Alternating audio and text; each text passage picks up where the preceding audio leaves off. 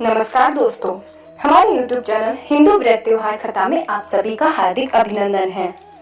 जैसा कि आप सभी को पता है कि अभी अधिक मास चल रहा है, जिसे पुरुषोत्तम मास भी कहते हैं।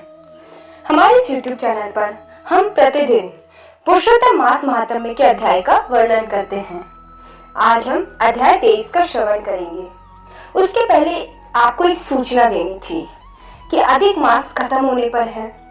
इस महीने में किस चीज का दान करना चाहिए, इसका उद्यापन क्या करना चाहिए, उससे संबंधित वीडियो हमने हमारे इस चैनल पर डाल दिया है। आप उसे देख सकते हैं और दान कर सकते हैं, अपने जीवन को खुशहाल बना सकते हैं। तो चलिए सुनते हैं अध्याय 23 के बारे में। धृतधर्मा राजा बोला, हे मुनियों में श्रेष्ठ, हे दीनों पर दया करने वाले, श्री पुरुषोत्तम मास में दीपदान का फल क्या है, सो कृपा करके मुझसे कहिए। श्री नारायण बोले, इस प्रकार राजा धृतधर्मा के पूछने पर अत्यंत प्रसन्न मुनियों में श्रेष्ठ वाल्मीकि मुनि ने हंसते हुए विनीत अत्यंत नम्र राजा धृतधर्मा से कहा। वाल्मीकि मुनि बोले, हे राजाओं में सिंह समान पराक्रम वाले, पापों का नाश करने वाली कथा को सुनिए, जिसके सुनने से 5 प्रकार के महान पाप नाश को प्राप्त होते हैं। सौभाग्य नगर में चित्रबाहु नाम से प्रसिद्ध बड़ा बुद्धिमान अत्यंत बलवान राजा था। वह क्षमाशील, समस्त धर्मों को जानने वाला, शील रूप और दया से युक्त, ब्राह्मणों का भक्त, भगवान का भक्त, कथा के श्रवण में तत्पर, हमेशा अपनी स्त्री में प्रेम करने वाला, पशुपुत्र से युक्त, चतुरंगी सेना से युक्त, ऐश्वर्य में कुबेर के समान था। उसकी चंद्रकला नाम की स्त्री 64 कला को जानने वाली, पतिव्रता, महान भाग्यवती, भगवान की भक्ति को करने वाली थी। उसके साथ युवा चित्रबाहु राजा पृथ्वी का भोग करने लगा, बिना श्री कृष्ण के दूसरे देवता को नहीं जानता था। एक दिन पृथ्वीपति राजा चित्रबाहु ने दूर से ही आए हुए मुनियों में श्रेष्ठ अगस्त्य मुनि को देखकर पृथ्वी में दंडवत प्रणाम कर उनकी विधि पूर्वक पूजा की और भक्ति से आसन देकर मुनि श्रेष्ठ के सम्मुख बैठ गया। विनय से नम्र होकर मुनि श्रेष्ठ से कहा। राजा बोला, आज मेरा जन्म सफल हुआ, आज मेरा दिन सफल हुआ, आज मेरा राज्य सफल हुआ, आज मेरा ग्रह सफल हुआ। जो आप श्री कृष्ण चंद्र के सेवक आज मेरे ग्रह में आए हैं, आपसे देखा गया मैं ताप पुंज से मुक्त हो गया। आपको हाथी घोड़े रथ से युक्त समस्त राज्य समर्पण किया। हे मुनि श्रेष्ठ, आप वैष्णव हो, आपके लिए कोई भी अदेय वस्तु नहीं है। वैष्णव को थोड़ा भी दिया हुआ मेरु पर्वत के समान होता है। जो कोड़ी के बराबर शाख अथवा उत्तम अन्न जिस दिन वैष्णव ब्राह्मण को नहीं देता, वह दिन उसका विफल है, ऐसा वेद के जानने वालों ने कहा है। जो कोई द्विजाति विष्णु भक्त हो, वे सब पूज्य हैं। उनका वाणी मन कर्म से सत्कार करना चाहिए, ऐसा मुझसे गर्ग, गौतम, सुमंतु ऋषि ने कहा है। जब तक सूर्योदय नहीं होता है, तभी तक तारागण की प्रभा रहती है। जब तक वैष्णव ब्राह्मण नहीं आता है, तभी तक दूसरे ब्राह्मण कहे गए हैं। अगस्त्य मुनि बोले, हे चित्रबाहो, हे महाभाग, हे नृप, इस समय तुम धन्य हो। ये सब प्रजा धन्य है जो तुम वैष्णवों की रक्षा करते हो। जो राज्य वैष्णव का नहीं हो, उसके राज्य में वास नहीं करना चाहिए। शून्य वन में वास करना अच्छा है, परंतु अवैष्णव के राज्य में रहना अच्छा नहीं है। जिस प्रकार नेत्रहीन शरीर, पतिहीन स्त्री, बिना पढ़ा हुआ ब्राह्मण निंद्य है, वैसे ही वैष्णव रहित देश निंद्य है। जैसे दांत के बिना हाथी, पंख के बिना पक्षी, दशमी विधा द्वादशी कही गई है, वैसे ही वैष्णव रहित देश है। जैसे कुशारहीन संध्या, तिलहीन तर्पण वृत्ति के लिए देवता की ही सेवा है, वैसे ही वैष्णव रहित देश कहा है। जैसे केशों को धारण करने वाली विधवा स्त्री, स्नान रहित व्रत, ब्राह्मणी में गमन करने वाला शूद्र है, वैसे ही बिना वैष्णव का राष्ट्र निंद्य है। जो श्री कृष्ण चंद्र के चरणों का आश्रय करने वाला है, सत्पुरुषों से राजा कहा गया है। उसका राष्ट्र हमेशा वृद्धि को प्राप्त होता है, उसकी प्रजा हमेशा सुखी होती है। हे राजन, जो मैंने तुमको देखा इसलिए मेरी दृष्टि सफल हुई। भगवत भक्त आपके साथ बात करने से आज मेरी वाणी सफल हुई। हे राजन, मेरी आज्ञा से यह राज्य तुमको करना चाहिए। मैंने इस राज्य में तुमको प्रतिष्ठित किया, तुम्हारा कल्याण हो, मैं जाऊंगा। श्री नारायण बोले, इस प्रकार कहकर जाने की इच्छा करने वाले श्रेष्ठ मुनि अगस्त्य को चित्रबाहु राजा की पतिव्रता स्त्री ने परम भक्ति के साथ प्रणाम किया। अगस्त्य मुनि बोले, हे शुभे, तू सदा सौभाग्यवती हो और भक्ति से पति की सेवा कर। श्री गोपी जन के वल्लभ श्री कृष्ण चंद्र में तेरी सदा दृढ़ भक्ति हो। इस प्रकार आशीर्वाद देते हुए अगस्त्य ऋषि से विनय पूर्वक सिर नवाकर और अंजलि बांधकर चित्रबाहु राजा ने फिर कहा। चित्रबाहु बोला, हे विपेंद्र, यह विपुल लक्ष्मी कैसे हुई? निष्कंटक राज्य कैसे हुआ? यह मेरी स्त्री इतनी पतिव्रता कैसे हुई? और मैंने कौन सा पुण्य किया था? हे विपेंद्र, यह सब मेरे से आप खाइए, मैं आपकी शरण में आया हूँ। हे मुनीश्वर, आप हाथ में स्थित दर्पण के समान सब जानते हो। श्री नारायण बोले, इस प्रकार राजा चित्रबाहु के कहने पर मुनि श्रेष्ठ अगस्त्य ने एकाग्र चित्र होकर राजश्रेष्ठ चित्रबाहु से बोले। अगस्त्य मुनि बोले, हे राजन, मैंने तुम्हारे पूर्व जन्म का चरित्र देख लिया है।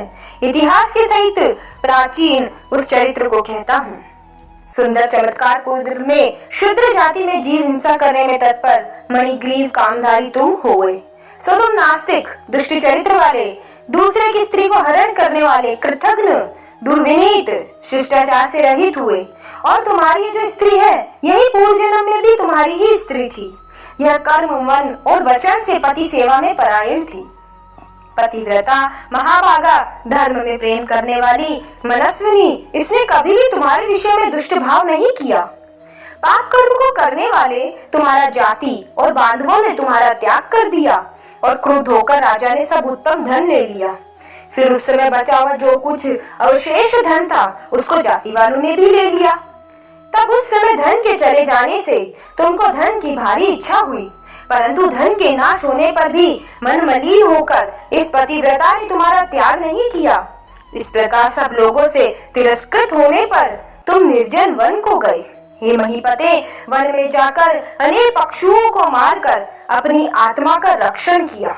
इस प्रकार स्त्री के सहित जीवन निर्वाह करते हुए धनुष को उठाकर मणिग्रीव मृग के मांस को खाने की इच्छा से बहुत से सर्प और मृग से भरे हुए वन को गया। उस मनुष्य रहित वन के मध्य मार्ग में उग्रदेव नाम के महामुनि दिशा ज्ञान के नष्ट हो जाने से व्याकुल हो गए।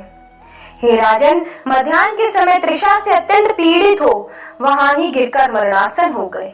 उस समय रास्ते को भूले हुए उस दुखित ब्राह्मण को देखकर तुमको दया आ गई।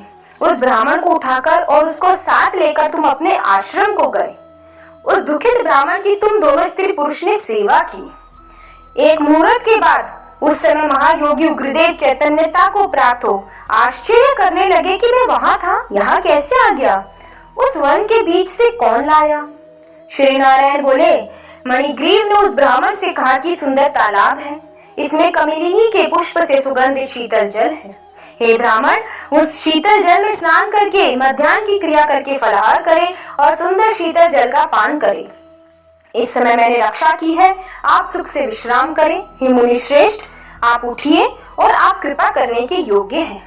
अगस्त्य जी बोले, उस समय उग्रदेव ब्राह्मण श्रम रहित सावधान हो मणिग्रीव का वचन सुनकर तृषा से व्याकुल हो उठा। हे चित्रबाहु, मणिग्रीव की भुजा पकड़कर वट वृक्ष से शोभित तालाब के तट पर जाकर बैठ गए।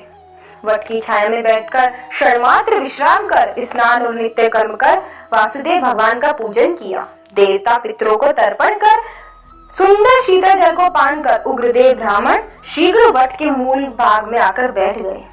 पत्नी सहित मणिग्रीव ने मुनि श्रेष्ठ उग्रदेव को नमस्कार किया और अतिथि सत्कार करने की इच्छा से विनय युक्त वाणी से बोला। मणिग्रीव बोला, हे ब्राह्मण, आज मुझको तारने के लिए आप मेरे आश्रम को आए हैं। आपके दर्शन से मेरे सभी पाप नष्ट हो गए हैं। इस प्रकार उस ब्राह्मण से कहकर प्रसन्न मणिग्रीव स्त्री से बोला, अरे सुंदरी, जो स्वादिष्ट पके हुए फल हैं, उन आम्र फलों को तुम जल्दी लाओ, विलंब मत करो। हे शुभानने, और जो कुछ कंद आदि हो उनको भी लाओ। इस प्रकार स्त्री अपने पति के वचन को सुन फलों को और कंद आदि को लाकर हर्ष से ब्राह्मण के सामने रखती है। मणिग्रीव फिर मुनि श्रेष्ठ उग्रदेव से वचन बोला कि हे ब्राह्मण, इन फलों को ग्रहण कर मुझ स्त्री पुरुष को कृतार्थ करे। उग्रदेव ब्राह्मण बोले, तुमको मैं नहीं जानता हूँ, तुम कौन हो सो मेरे से कहो। विद्वान ब्राह्मण को चाहिए कि अपरिचित का भोजन नहीं करे। मणिग्रीव बोला, हे द्विज शार्दुल, मैं मणिग्रीव नामक शूद्र जाति का स्वजनों से, जाति वालों से, अपने बांधवों से त्यागा हुआ हूँ। इस प्रकार शूद्र के वचन को सुनकर प्रसन्नात्मा उग्रदेव ने उन फलों को खाया, बाद में जल को पिया। ब्राह्मण को सुख से बैठे देखकर मणिग्रीव उग्रदेव ब्राह्मण के पैरों को अपनी गोद में रखकर दबाता हुआ फिर वचन बोला। मणिग्रीव बोला, हे मुनि श्रेष्ठ, आप कहाँ जाएंगे? इस निर्जन जल रहित हिंसक जंतुओं से भरे दुष्ट वन में कहाँ से आए? उग्रदेव बोला, हे महाभाग, मैं ब्राह्मण हूँ, प्रयाग जाना चाहता हूँ। इस समय रास्ता न जानने के कारण भयंकर वन में चला आया हूँ। उस जगह थकावट और प्यास के कारण क्षण भर में ही मरणासन हो गया। बाद तुमने मेरे को प्राण दिए। हे मणिग्रीव, बोलो तुमको मैं क्या दूं? हे मणिग्रीव, तुम दोनों स्त्री पुरुष ने किस दुख के कारण वन में आश्रय लिया, उस दुख को मुझसे कहो, मैं उस दुख को दूर करूंगा।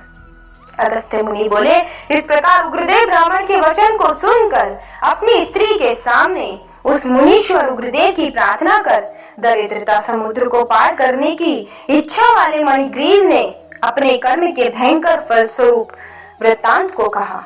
इति श्री बृहद नारदीय पुराणे पुरुषोत्तम मास महात्म्य त्रयोविंश अध्याय समाप्त हुआ। बोलिए श्री हरि प्रभु विष्णु की जय, पुरुषोत्तम भगवान की जय, श्री कृष्ण चंद्र भगवान की जय। अगर आपको हमारी यह वीडियो पसंद आई हो तो इसे लाइक जरूर करें। हमारे इस चैनल पर आप नए हैं तो चैनल को सब्सक्राइब करना ना भूलें। इस वीडियो को ज्यादा से ज्यादा शेयर कीजिए